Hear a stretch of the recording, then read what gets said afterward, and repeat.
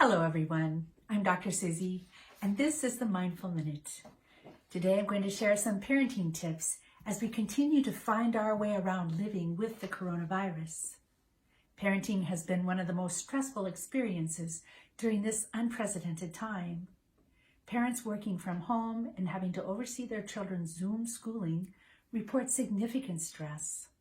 Essential workers who must make other arrangements for their children are under another kind of notable stress.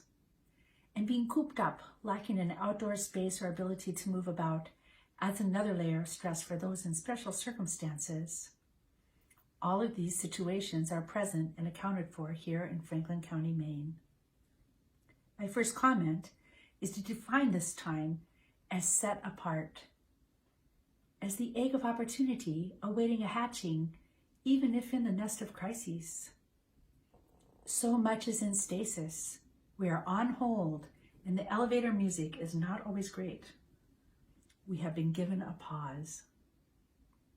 I would like to talk about making fruitful use of this pause for family enrichment, but am aware that for many this pause has threatened their basic needs. Starting with a call to United Way or Western Maine Community Action, if you have pressing needs, please reach out. There are resources. So how do we begin to find this enrichment when so many demands are on us and we have lost our equilibrium? Start with mindfulness. Practice mindfulness in your own life and teach it to your children. Mindfulness is a mental state achieved by focusing your awareness on the present moment. It is important to realize that most of the news that we watch on television does affect us.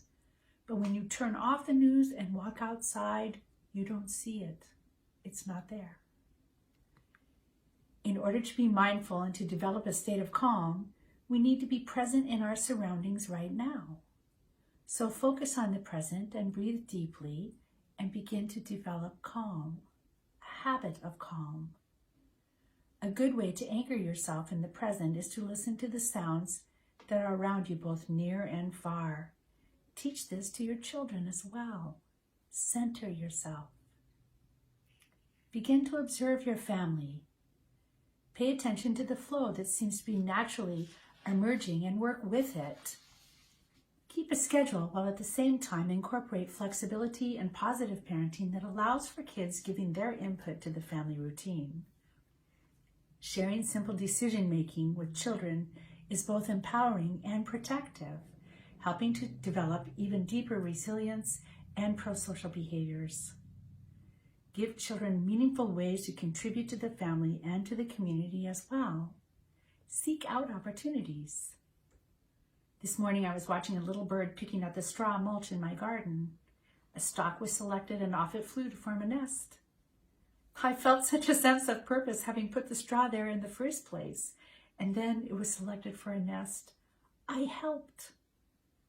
A funny little example, but these sorts of little helps are what builds a child's sense of purpose and well-being, and they do for us as well. Put a positive spin on situations, especially if you find yourself being critical and controlling. Nothing much requires such emotionally charged energy. Schoolwork, thankfully, is nearly over, but our children are resilient and will continue to gain in their skills despite this moment in time. Promote positive behavior by seeing it and commenting.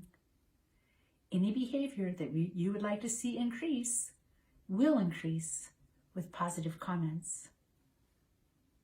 If you do overreact, which we all do, just apologize and move on. However, it is not timely to force a child to apologize.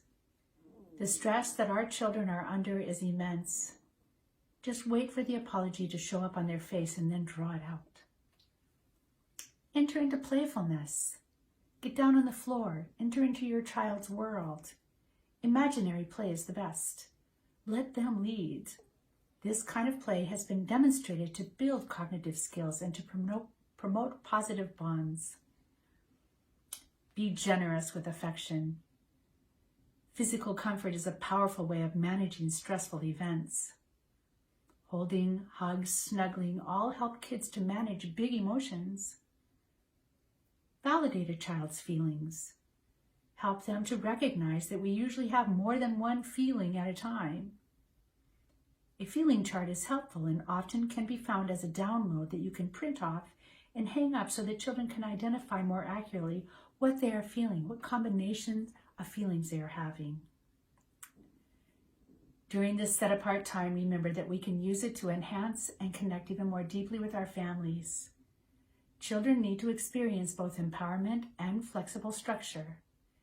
They need to have a sense of purpose and a feeling that they are needed, that their developing gifts are recognized and valued within the family as viable members. Mindfulness will help to connect us to these deeper ways of supporting one another during this set-apart time. Thank you for listening and for doing your best. Together, we will become even better than before. This Mindful Minute brought to you by Farmington Recreation Department and Susie Sanders. Bye for now. And remember, don't forget to look for the helpers.